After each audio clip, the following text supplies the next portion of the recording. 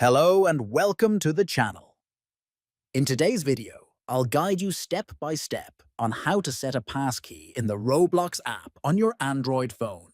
This feature adds an extra layer of security to your account, helping keep your Roblox profile safe from unauthorized access. First, open the Roblox app on your Android device.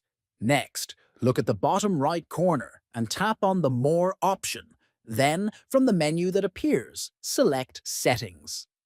After that, choose Account Info from the list of available options. Now, find and click on Add Passkey. Following that, hit the Continue button to proceed. Roblox will then send you a verification code via email. When you receive the code, enter it carefully and tap Verify.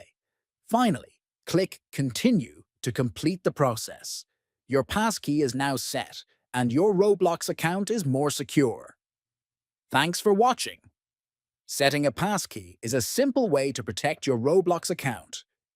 If you found this video helpful, don't forget to like and subscribe for more Roblox tips and tutorials. Stay safe and enjoy your gaming.